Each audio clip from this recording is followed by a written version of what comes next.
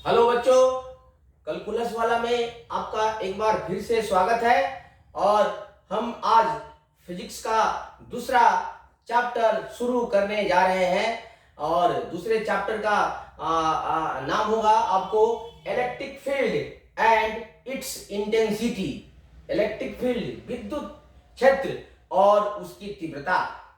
तो पिछले वीडियो में हमने कूलाम के नियम पर, विद्युत आवेश पर अनेक वीडियो बनाए हैं, जिसको आप देखते रहिए और उसको दिमाग में रखते रहिए, क्योंकि उसमें हमने बहुत सारे फॉर्मूले बताए थे। कूलाम का फॉर्मूला बताया था, जिससे दो आवेशों के बीच लगने वाले बल का मान ज्ञात करते हैं।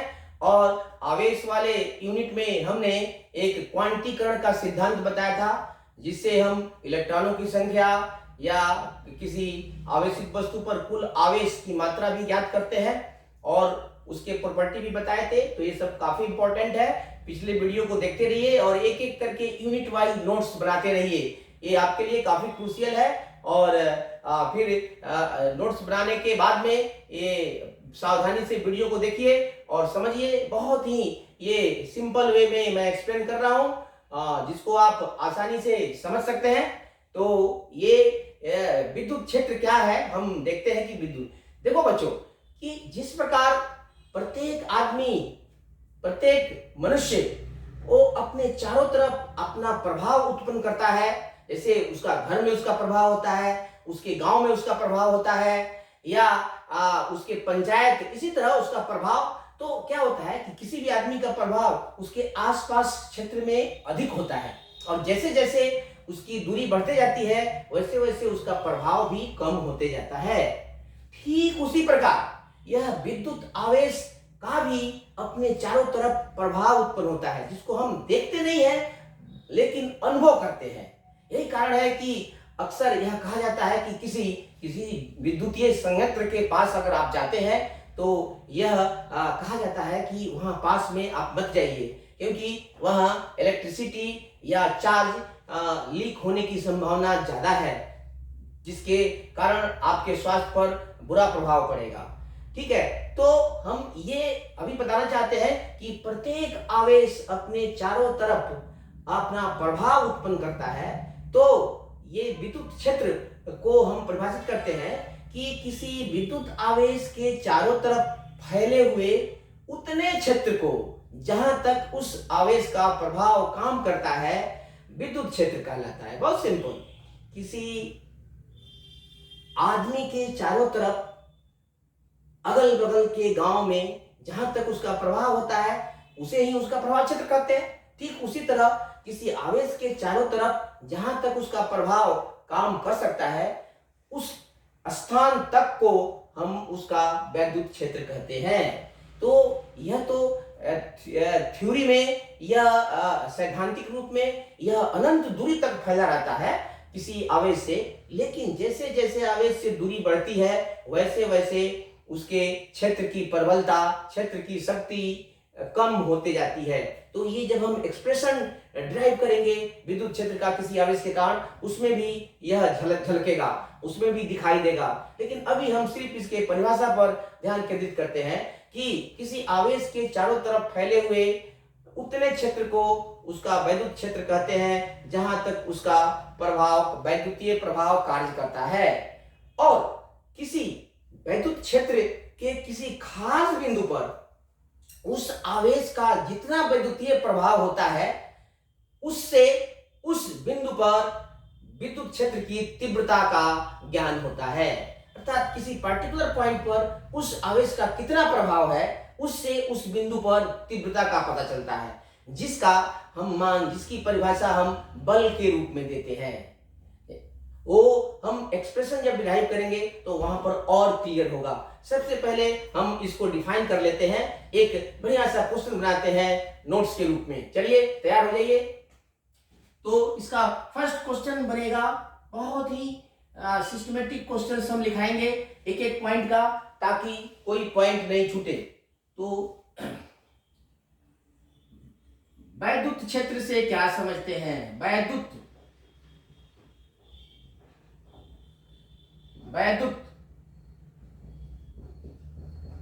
क्षेत्र से क्या समझते हैं? क्या समझते हैं? वैद्युत क्षेत्र, वैद्युत क्षेत्र की तीव्रता को, वैद्युत क्षेत्र की तीव्रता को परिभाषित करें। पहले परिभाषित कर लेते हैं और फिर इसका हम एक्सप्रेशन डिराइव करें। परिभाषित करें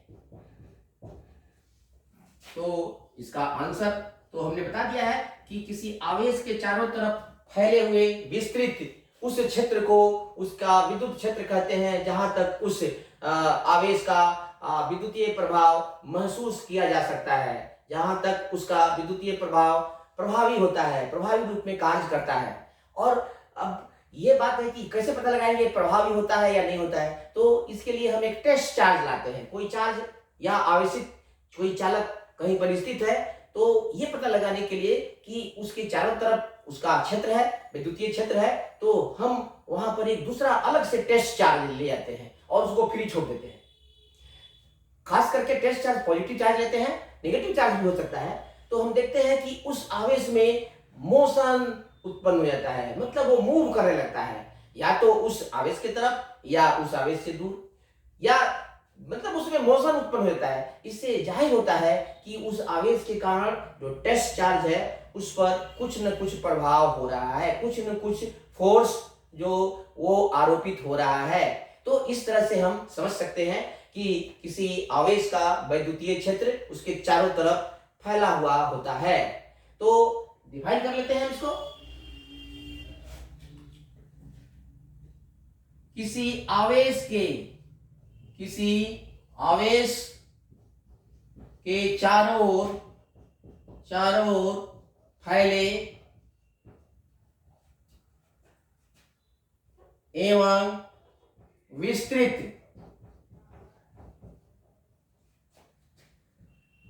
उतने क्षेत्र को, उतने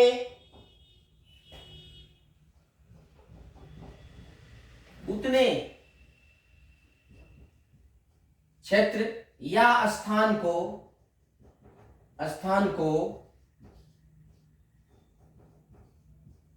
उसका, या सिर्फ स्थान को विद्युत क्षेत्र कहते हैं, विद्युत क्षेत्र कहते हैं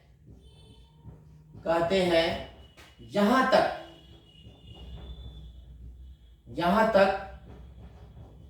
उस आवेश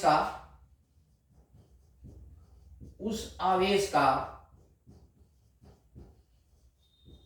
विद्युतीय प्रभाव प्रभावी रूप से कार्य करता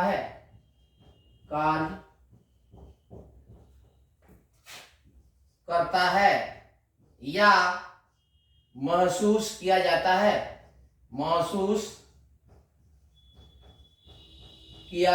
है। ठीक है बच्चों, तो ये बहुत सिंपल है। तो थ्योरेटिकली सिद्धांत में यह किसी भी आवेश से अनंत दूरी तक फैला रहता है। ये थोड़ा थोड़ा प्रभाव होगा दूर जाने पर, लेकिन कुछ तो प्रभाव होगा। तो धीरे धीरे ये कम होते जाता है, अनंत पर जीरो मान लिया जाता है। तो जैसे आपका प्रभाव आपके यहाँ, आपके घर में कुछ ज्यादा आपका बोलबाला होगा, बहुत लोग बात मानने वाले होंगे। थोड़ा दूसरे घर में जाइएगा, दूसरे गांव में जाइएगा तो और कम मानने वाले होंगे। उसी तरह दूर चले जाइएगा तो आपको कोई पहचानता भी नहीं है।